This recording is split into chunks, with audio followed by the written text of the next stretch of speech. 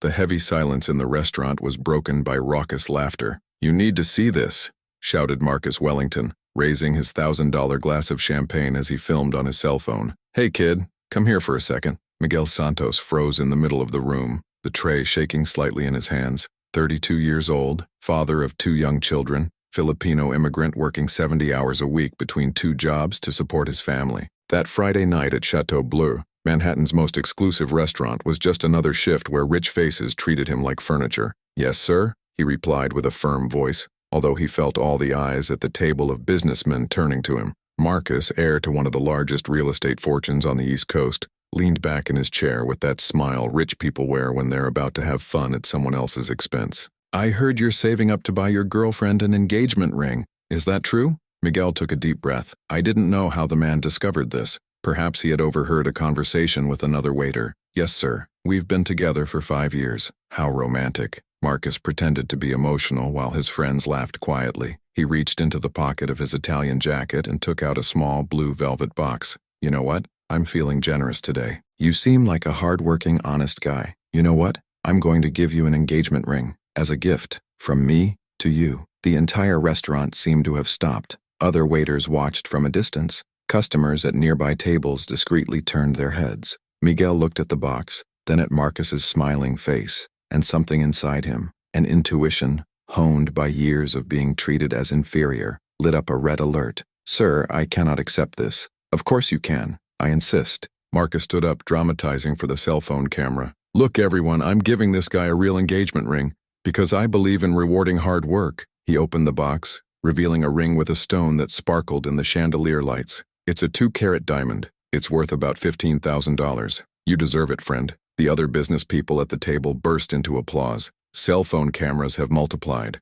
Miguel felt his stomach turn, but he kept his face neutral as he watched those blue eyes full of barely concealed malice. "Just accept it, man," shouted one of Marcus's friends. "Don't be too proud." "Come on, take it," another insisted. "Your girlfriend will love it." With his hands shaking imperceptibly, not with gratitude but with something much deeper, Miguel reached out and accepted the box. "Thank you, sir." "No need to thank me. Just promise you'll give it to her tonight, okay?" Marcus winked at the camera. "And send a photo of her with the ring on her finger. I love happy endings." The entire table toasted, proud of their generosity. Miguel put the box in his uniform pocket and went back to work, feeling the weight of the object as if it were lead. What Marcus Wellington didn't know, and would find out the hard way, was that Miguel Santos wasn't just a Filipino waiter trying to survive in New York. Before immigrating to the United States, he had worked for 5 years as a technical gemologist in Manila, specializing in identifying counterfeit gemstones for one of the largest jewelry companies in Asia. And that stone that shined so beautifully in the box? Miguel recognized it immediately. Cheap, cubic zirconia. Market value, $25 maximum. That night after his shift, Miguel didn't go straight home. He sat down on an empty park bench, opened the box again under the streetlight, and examined the ring with the eyes of someone who knows every trick of the fake stone trade. The assembly was reasonable, probably purchased at a high-end jewelry store that sells perfect replicas for people who want to show off without spending money. He took his cell phone out of his pocket and opened the video that was already circulating on social media. 23,000 views in 3 hours. The comments were a mix of, "What a generous man," and "That waiter was very lucky." But there were other comments too. "I bet it's fake. I know this Marcus Wellington. He loves to humiliate employees. No one gives $15,000 as a gift to a stranger." Miguel closed his eyes and took a deep breath. That wasn't generosity. It was a public humiliation disguised as charity. Marcus expected him to discover the ring was fake after giving it to his girlfriend, perhaps in front of friends and family, turning the most important moment of his life into yet another viral joke to entertain the internet's bored rich people. But what that arrogant millionaire couldn't imagine was that Miguel had saved something very more valuable than a fake ring that night. He had stored evidence, faces, names, and above all, he had kept the unshakable calm of those who have faced much worse storms and learned that the best revenge is not hot. It serves cold, calculated, and absolutely devastating. While Marcus slept in his $5 million coverage, pleased with his cruel joke, Miguel opened his old laptop and started typing. It was not just a revenge plan that took shape on the bright screen. It was a lesson of justice that the internet would never forget. If you are enjoying this story of humiliation that has become something much bigger, don't forget to subscribe to the channel, because what Miguel did in the coming days not only destroyed Marcus Wellington's reputation, completely redefined the concept of who really deserves respect in this world. 3 days after the incident at Chateau Bleu, Marcus's video giving Miguel with the ring had become viral. 600,000 views, thousands of shares. Comments divided between those who exalted the generosity of the millionaire and the skeptics who questioned the authenticity of both gesture and stone. Miguel continued his routine as if nothing had happened. He woke up at 5 in the morning, took his children to school, worked in the afternoon shift at an industrial laundry, and headed straight to the restaurant at night. The blue box remained stored in the drawer of his untouched bedside table. His girlfriend Sophia, a nurse who worked on night shifts, finally saw the video when a colleague sent on WhatsApp. "Miguel, why didn't you tell me?" he asked when he arrived home that morning, still in uniform. "Everyone is talking about this at the hospital. They say you have won a $1,000 ring." He was preparing coffee with her back to her. "Because that's not what it seems. Like this?" Miguel turned, his face calm but his eyes revealing something deeper. "Sophia, I worked 5 years in Manila identifying fake stones for Jewel Heritage Company. I examined more than 2,000 fake rings at that time. That stone that Marcus gave me, worth less than our breakfast." The silence that followed was broken only by the noise of the coffee maker. Sophia sat slowly in the kitchen chair. "He gave you a fake ring? On purpose?" "It's worse than that. He gave me a fake ring, filming everything, waiting for me to find out after giving you, probably in front of friends and family. A joke of $15,000 that actually cost $25. Humiliation would be true entertainment." Sophia covered her mouth with her hands. "What kind of person does this? The kind that never faced consequences in life." While talking, Miguel's cell phone vibrated with a notification. It was a direct message on Instagram of a verified account, a Marcus Wellington official. "So, friend, where's that picture I promised? Is your girlfriend already wearing the gift?" Miguel showed the message to Sophia. She read once, then another, and her face went from unbelief to pure anger. "He's teasing you. He wants you to answer, to make a scene." "I know." Miguel entered a simple answer. "Thanks again, Mr. Wellington. Your generosity will be remembered for a long time." 2 minutes later, Marcus answered with a picture of himself holding a cup of champagne, with the caption, "Always helping who deserves it." What Marcus did not know was that every message, every provocation, every gesture of false generosity was being meticulously documented. Miguel had created a specific folder in his laptop, Justice Project. Inside, screenshots organized by date, the original video saved on 3 different platforms, and something more, detailed notes about each person on that table on Chateau Bleu. In the following days, the situation worsened. Marcus posted twice more about his good action, always marking the restaurant, always implying that he had changed the life of a dedicated worker. His followers, 400,000 people, praised, shared, treated him as an example of modern philanthropy. But then other voices began to appear. A former employee of one of Marcus's companies commented, "Funny how generous he is on social networks but fired my whole team without notice." The comment was quickly erased. A business competitor shared, "I know this generous businessman. It sued my startup for unfair competition after we refused to be bought by half the market value." Also deleted. Miguel watched everything from his small room, making notes. Each deleted comment was captured before disappearing. Each silenced story was filed. He was not just documenting an isolated incident. I was discovering a pattern. That's when Sophia suggested something that changed everything. "My cousin works in the legal advice of a labor rights NGO. Maybe he can help you." 2 days later, Miguel met Rafael Contreras in a discreet coffee in Queens. Rafael was 30, 6 years old, a lawyer graduated from NYU, specializing in cases of discrimination and bullying. He heard the whole story without interrupting, taking occasional notes on his tablet. "You are sitting on a cool gold mine," Rafael said when Miguel is over. "Public humiliation, discrimination based on socioeconomic status, potentially even fraud if we can prove that he did it systematically with other people. But he will have the best lawyers the money can buy," Miguel noted. "Yes, but expensive lawyers can't change facts, and facts are what you have." Rafael opened his laptop. "Let me show you something." He turned the screen. It was a spreadsheet containing 15 documented cases by Marcus Wellington helping service workers in the same way. A motoboy that received a $1 tip on a back-free check. A nanny that won a luxury spa voucher that was just a overdue promotional coupon. A gardener presented with professional tools bought from a falsification store. "How did you get that?" asked Miguel, the wide eyes. "We received complaints before. No one wanted to sue because they are afraid of retaliation, to lose their jobs, not to be taken seriously. But you, Miguel," Rafael smiled, "you have something others didn't have." "What?" "Technical expertise to prove fraud, humiliation video documentation, and apparently, the calm of a strategist. That night, Miguel finally showed the ring to Sofia under the strong light of the kitchen. With a simple magnifying glass bought from a school supplies store, he pointed to the revealing signs: the absence of natural imperfections, the excessively perfect shine, the wrong density when placed in saline, cubic zirconia of medium quality, he explained, probably bought online for $20 with the assembly costing $5 more. The blue case is a brand that sells inspired replicas on famous jewels.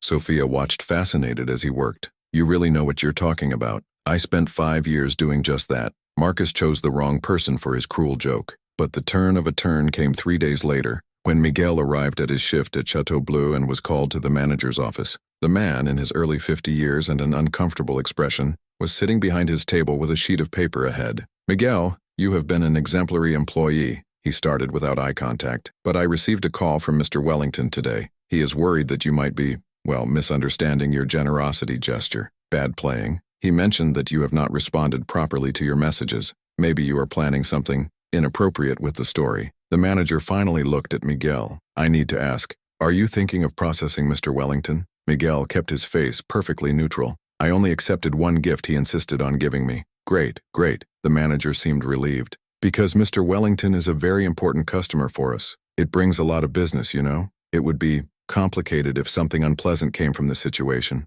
The message was clear as crystal. Keep quiet or lose your use. Miguel nodded calmly. I understand perfectly, sir. As she left the office, her cell phone vibrated. It was Raphael. I just received 3 more testimonials. One of them is from a former business partner. The things he is telling are devastating. When can he meet? Miguel looked around the restaurant where he worked for 2 years, to the faces of rich customers who never really saw him as a person, just as a service. He thought of his children asking why some parents drove beautiful cars as they took buses. He thought of Sofia working double shifts so they could save $50 a month. And he thought of Marcus Wellington sitting on his 5 million coverage, laughing with his friends about the Filipino waiter who probably has not yet found that the ring was fake. I can tomorrow morning, replied to Raphael, and I think I have something that will interest you. That night before bed, Miguel opened his laptop and started writing. It wasn't just a timeline of events. It was a complete narrative, written with the accuracy of someone who had spent years documenting fraud. Names, dates,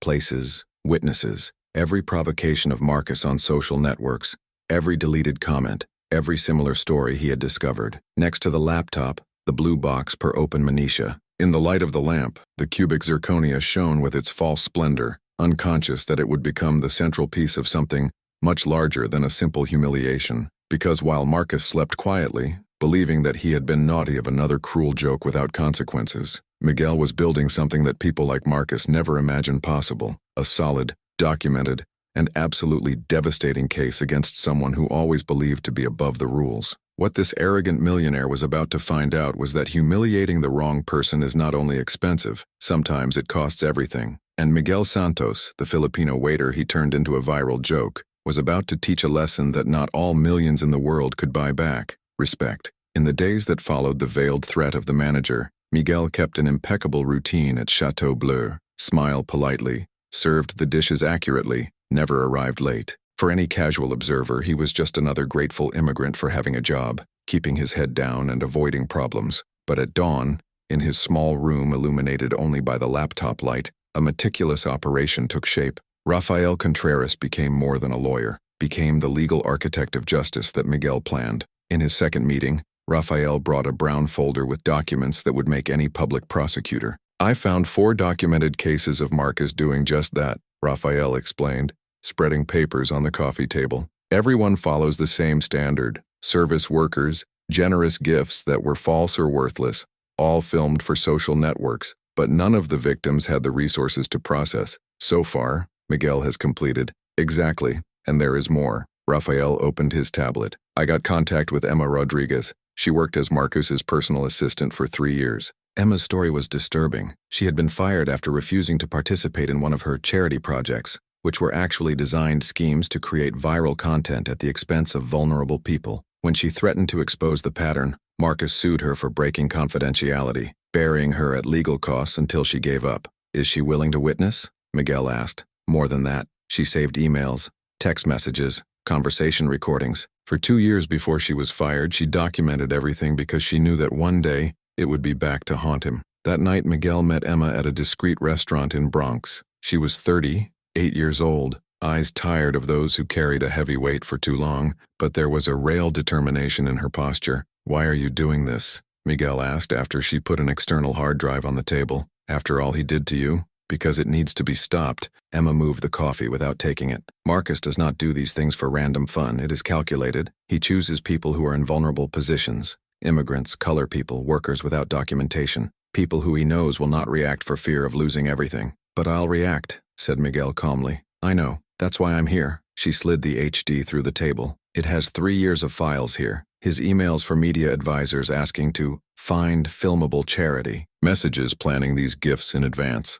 And the best, a spreadsheet he himself kept listed each video, the number of views, and how much each one generated in engagement for their companies." Miguel connected the HD to his laptop right there. The spreadsheet appeared on the screen. 17 entries, each with name, date, type of gift, real cost versus declared value, and social media metrics. The cubic zirconia ring was there. Item, diamond ring. Real cost, $27. Declared value, $15,000. Expected views, 500K plus. ROI on brand exposure, estimated 50K. "He turned cruelty into a business model," Rafael murmured, reading over Miguel's shoulder. Meanwhile, Marcus continued his life without any concern. His social networks showed expensive dinners, weekend trips to the Hamptons, photos in luxury gyms with personal trainers, celebrities. He had posted 3 times about his generosity, always marking Chateau Bleu, always receiving thousands of likes and compliments. But then something has changed. A digital influencer with 2 million followers shared the original video with a comment.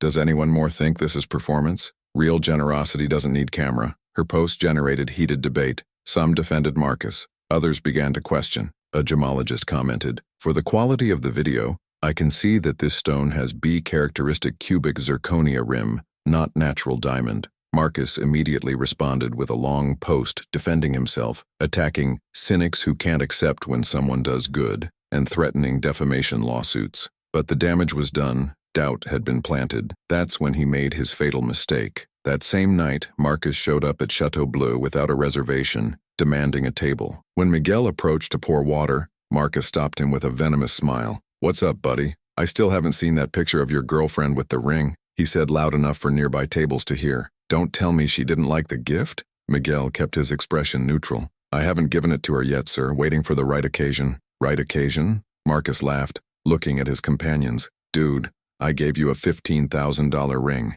Any time is right. Unless," he tilted his head in mock concern, "you're hoping to confirm if it's real or not." The silence that followed was charged. Other customers watched discreetly. One of them was recording with his cell phone. "I don't understand, sir," Miguel replied calmly. "Ah, you understand." Marcus leaned back in his chair. "See those comments online saying the ring is fake? People love to destroy good deeds. But I keep all my receipts, you know." He took out his cell phone and showed a photo of a supposed certificate of authenticity. $15,300. Certified gemology. "So when you finally give that ring to your girlfriend, you can be sure it's real." Miguel looked at the image on his cell phone. It was an obvious forgery. The certificate had formatting errors that any professional gemologist would instantly recognize. Marcus had fabricated false documentation to support his lie. "Thank you for clarifying, Mr. Wellington," said Miguel, and left before his anger showed on his face. That morning, Rafael received a message from Miguel with a screenshot of the fake certificate and the video of the confrontation at the restaurant. "He just gave us forged documents," Miguel wrote. "It's a federal crime. And he committed it in front of witnesses while being filmed," Rafael replied. "He's digging his own grave and doesn't even realize it." But Miguel's most brilliant move was yet to come. He created an anonymous profile on Reddit and posted his full story on the Our Legal Advice subreddit, without mentioning names, just asking for guidance. The response was massive. Thousands of comments, most from people sharing similar stories of performative charity from rich people. One comment in particular caught his eye. It was from a New York Times investigative journalist offering to talk about patterns of fake philanthropy among Manhattan's elite. Miguel responded to the private message. 2 days later, he met with Daniel Chen, a reporter who specializes in exposing corporate fraud, on an inconspicuous park bench in Queens. "I've been following Marcus Wellington for 2 years, said Daniel, showing a notebook full of notes. He is connected to 3 real estate development scandals where entire communities were displaced. He uses these good deeds on social media to burnish public image,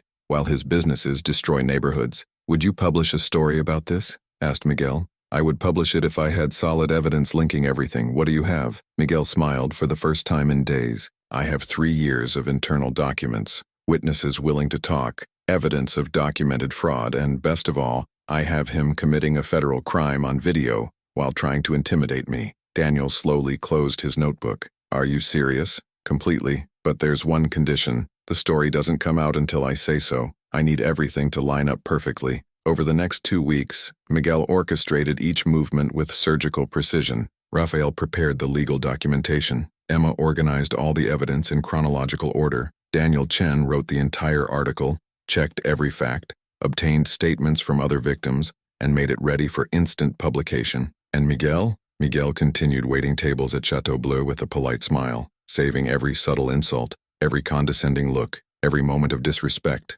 as fuel for the fire he was about to unleash. Sophia found him one night organizing documents on the kitchen table. Are you sure about this? He asked, placing a hand on his shoulder. He's powerful, Miguel. He has money for expensive lawyers, important connections. Miguel looked at the photo of his children on the wall. João, 7 years old, and Maria, 5. That's exactly why I need to do it. Because if I don't, he'll keep doing it to other people. And one day, who knows, I might be one of them. He pointed to the photo. I can't let my children grow up in a world where people like Marcus Wellington do what they want without consequences. On the day scheduled for the execution of the plan, Miguel woke up earlier than normal. He put on his uniform for the last time, prepared coffee, kissed Sophia and the children. Before leaving, she took the blue box with the fake ring and put it in her pocket. Today? Sophia asked. Today, confirmed Miguel. As he walked to the subway that cold November morning, Miguel Santos was no longer the invisible Filipino waiter who accepted humiliations in silence. He was a man with a precise plan, irrefutable evidence, positioned strategic allies, and an unshakable determination to prove that dignity is priceless. But disrespect has a huge cost. What Marcus Wellington was about to find out was that underestimating the wrong person is not only expensive, sometimes it costs everything. And the waiter he turned into a viral joke was about to turn him into a case study of how arrogance and cruelty, when they find patient and meticulously planned justice, create the most spectacular fall that Manhattan witnessed in years. Because the best revenge is neither fast nor emotional. It is calculated, documented, and absolutely devastating. And Miguel was about to serve the most satisfactory dish of his life, not on a silver tray, but on the first pages of the New York Times, on the screens of millions of people, and on federal courts where money and connections cannot buy high-definition documented crimes. The morning of November 22nd began like any other for Marcus Wellington. He woke up on his coverage overlooking Central Park, checked his actions that had risen 3% at night,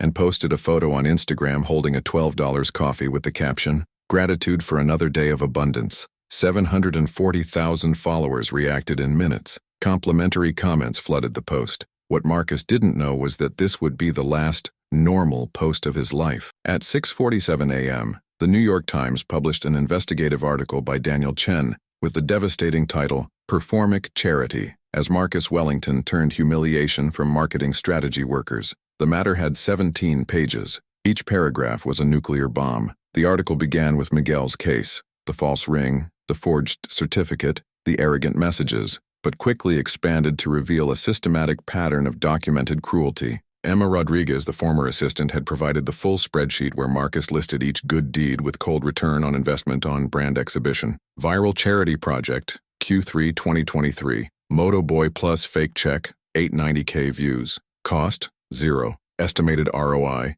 67K in media value. Viral charity project, Q1 2024. Baby Polu's voucher expired, 1.2 million reviews. Cost, 0. Estimated ROI, 95K. But the worst was in the notes that Marcus had written in the spreadsheet personally, next to Miguel's name. Filipino, strong, unlikely to have a gemological knowledge. Minimum risk of exposure, 2%. Daniel Chen had verified each case, interviewed each victim, obtained declarations. And at the center of the article, an entire section dedicated to Miguel Santos's technical testimony, with high-resolution photos showing the difference between royal diamond and cubic zirconia, accompanied by his full Jewel Heritage Company curriculum in Manila. 5 years as a senior gemologist specializing in fraud identification, Mr. Wellington chose the wrong person for his performance of cruelty, Chen wrote. Miguel Santos not only instantly identified the falsification, he meticulously documented every step of the following humiliation. The article included screenshots of Marcus's provocative messages,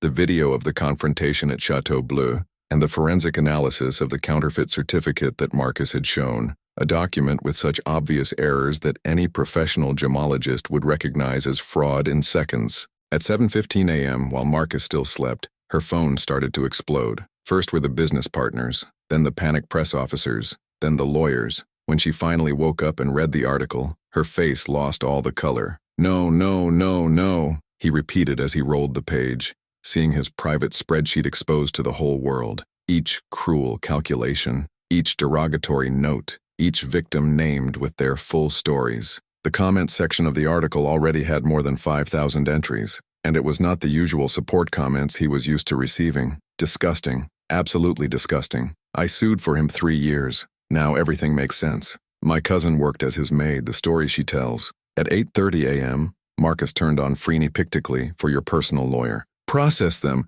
Process Times. Process the journalist. Process that Filipino waiter. Marcus, the lawyer's voice was tense. You manufactured a certificate of false authenticity. This is falsification of document, federal crime, and you were filmed by presenting this document as proof. We have much greater problems than the article. I didn't make anything. I bought that certificate along with the ring. So you admit that you knew the ring was fake? Silence. Marcus, don't say anything else. Don't post anything. Don't talk to anyone. I'm going there. But it was too late. At 9 a.m., the main TV networks already had teams at the door of their building. At 9:30 a.m., Marcus Wellington exposed was the first global trending topic on Twitter. At 10 a.m., 3 of their companies issued communications if we dissociated publicly from their statements and actions. And at 10:47, when Marcus finally had the courage to open Instagram, he saw that he had lost 200,000 followers in less than 4 hours. Comments on all your old posts were devastating. In his photo post giving Miguel Dinoth, "You're disgusting."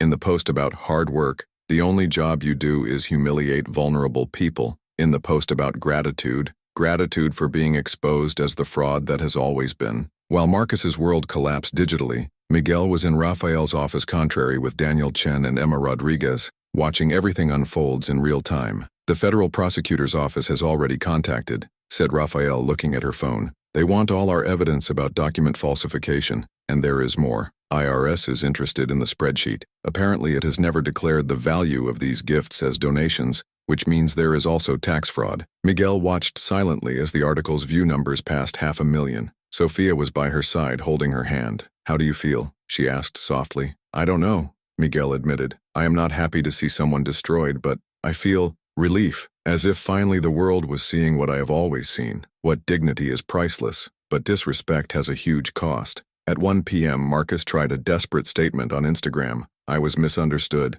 I always had the best intentions. My lawyers are reviewing the defamatory article published today. It lasted 7 minutes online before your own advisors forced him to delete. The damage was irreparable. At 2:30 p.m., the Wellington Properties Board of Directors called on emergency meeting. At 4 p.m., Marcus was invited to renounce all executive positions. At 5 p.m., 3 important corporate contracts were canceled by citing incompatibility of values. At 6 p.m., his 2-year girlfriend posted in the stories, discovering who people are through their actions. The true diamond ring he had given her, that authentic yes, was remarkably absent from his hand in the photo. But the most devastating blow came at 7:30 p.m., when Chateau Bleu issued a public statement. After internal review, we decided to permanently end our business relationship with Mr. Marcus Wellington. Additionally, we would like to publicly recognize the exemplary conduct of our employee Miguel Santos, who demonstrated extraordinary dignity and professionalism in the face of deplorable circumstances. The manager who had threatened Miguel weeks earlier called personally. Miguel, please don't sue us. I was wrong, completely wrong. We want you to come back, with increase, with promotion for supervisor, please. Miguel did not respond immediately. He looked at Rafael, who nodded discreetly. They had all the cards now. I'll think, Miguel said and hung up. That night, while Marcus was hiding in his roof with closed curtains, unable to go out for the multitude of journalists waiting at the concierge, his phone rang for the 100th time. It was his father, the patriarch of the Wellington family. You turned the name of our family into a joke. The voice was cold. 70 years building reputation. 70 years. And you destroyed everything on one morning for not being able to treat people with basic respect. Dad, I can fix it. It can't, and it won't. I'm cutting your access to the fiduciary background until you prove that it has grown, if this is possible." The call closed. Marcus sat on the floor of her $5 million living room, surrounded by expensive works of art and design furniture, and for the first time in her life, felt the real weight of consequences. Not the consequences that money and lawyers can resolve, the others, those that destroy reputation, relationships, respect. Meanwhile, in a small apartment in Queens, Miguel Santos had dinner rice with chicken with his family. João and Mary, their children, did the lesson of house at the kitchen table. Sophia prepared coffee. The TV showed news about the scandal, but Miguel asked to turn off. "It's over?" asked John, looking at his father with those 7-year-olds who still saw the world in black and white. Miguel thought carefully before answering. "The hard part is over. Now the good part begins." "Which part?" "The part where we show that doing the right thing is always worth it, even when it seems impossible." Your phone vibrated. It was a message of an unknown number. "Mr. Santos, I am a 60-minute producer. We would like to interview you for a special about working dignity and social justice. Interested?" Miguel smiled, not for money or fame, but because finally, after invisible years, his story, and the story of everyone like him, would be told the right way. The next morning, while the Soul was born about New York, Marcus Wellington woke up to find that he had lost another 1,000 followers at night. 3 lawsuits had been filed against him, and the FBI had officially opened investigation into document forgery. The Filipino waiter he turned into a viral joke had become a symbol of resistance, worthy against abuse of power. And Marcus Wellington, the millionaire who thought he could buy anything, including the right to humiliate people, found in the most public and devastating way possible that some things are priceless: dignity, justice, respect, and that underestimating the wrong person is not just expensive. Sometimes it costs everything. 6 months after the devastating article on the New York Times, Miguel Santos's life had become ways he had never imagined possible. The 60-minute interview was assisted by 8 million people. Its history resonated deeply with service workers across the country: waiters, drivers, janitors, babysitters,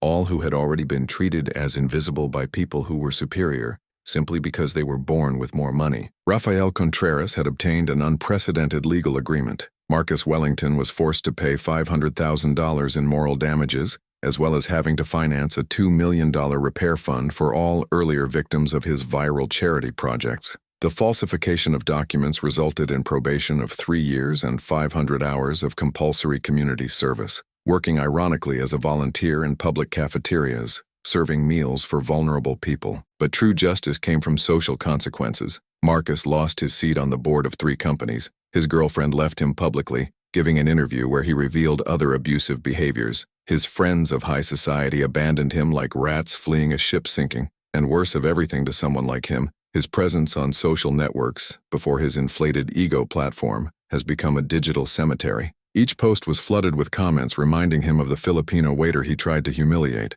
Chateau Bleu's advice not only offered Miguel his job back with promotion, they invited him to be part of a hospital management training program, with the company paying entirely for a vocational course. But Miguel refused politely, because while Marcus's empire collapsed, Miguel was building something completely new. With part of the money from the legal agreement and support from investors who heard his story, Miguel opened a small Filipino restaurant in Queens called Dignity. The concept was simple but revolutionary: a space where all employees received decent wages, profit sharing, and most importantly, were treated with the respect that every human being deserves. On the entrance wall, he hung 3 things: the blue box with the cubic zirconia ring in a glass bell jar, a picture of him serving tables at Chateau Bleu, and a sign with the words, "Here, dignity is not negotiated." The restaurant has become instant phenomenon. Queues were formed on the sidewalk. Gastronomic critics praised not only authentic food, but the atmosphere of genuine respect that is rarely found in the hospitality industry. Sophia finally received her real engagement ring,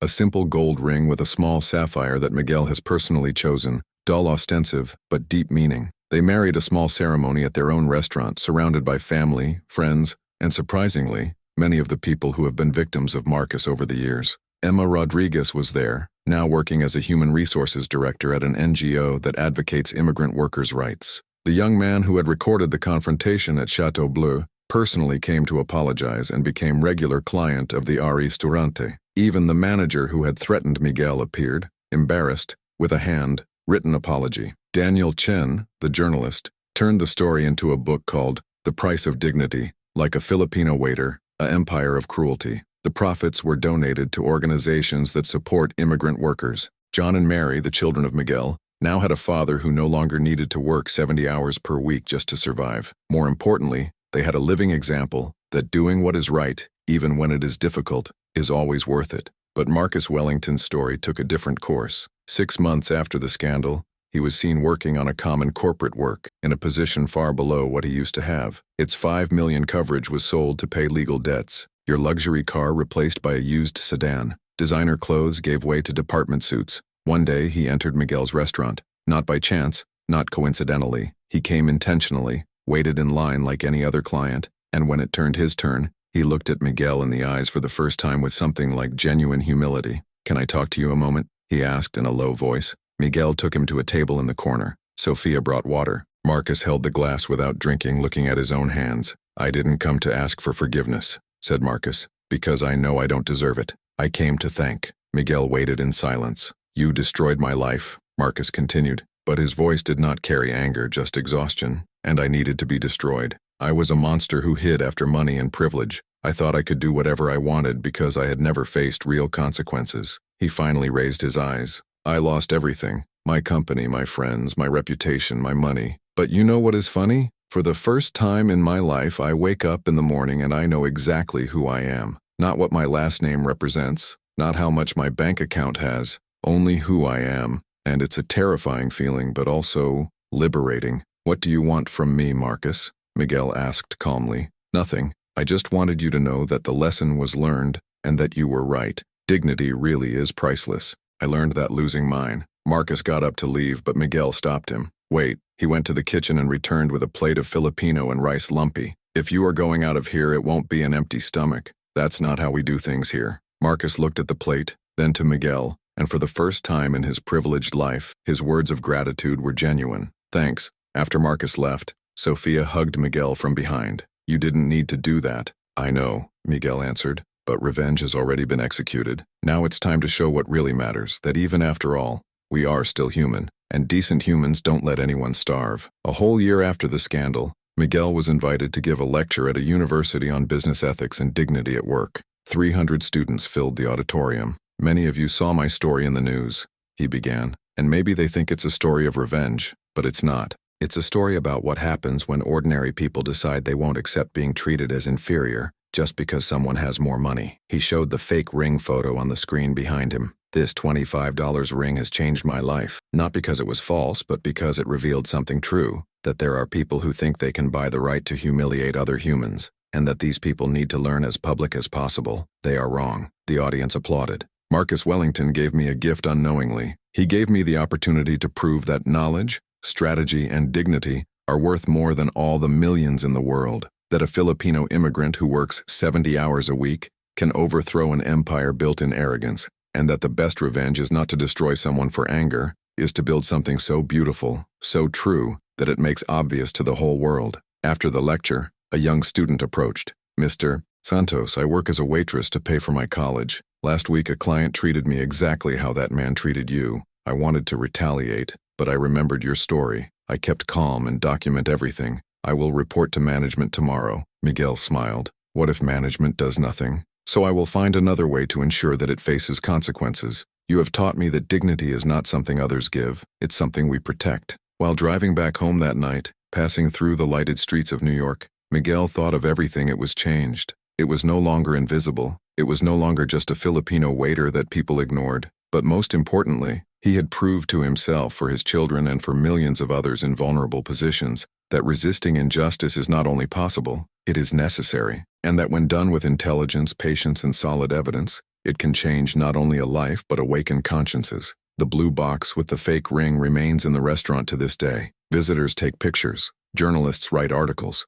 and every person who sees her is remembered of a fundamental truth. Humiliating someone thinking that they cannot react is a mistake, but humiliating the wrong person, someone with knowledge, determination, and unshakable dignity, can cost everything. Marcus Wellington learned this lesson in the most public and devastating way possible, and now you live a life where each day is a reminder that respect is not bought, but your absence charges a price that not all millions in the world can pay back. Miguel Santos, the Filipino waiter who was given a fake ring as a joke, turned that humiliation into the foundation of a legacy that teaches the only lesson that really matters. Dignity is priceless, but disrespect has a huge cost, and the best revenge is not to become the same as those who have harmed you. It is to become everything they could never be, even with all the money in the world. Respect. If this story has touched your heart and showed that justice is possible even when it seems impossible, subscribe to the channel. Because in the end, the real victory is not just to defeat who humiliated you, is to build something so true, so worthy that it makes obvious to the whole world who really deserves to be remembered. And it's not born with more money. It is the one who chose to keep his humanity even when it would be easier to lose it.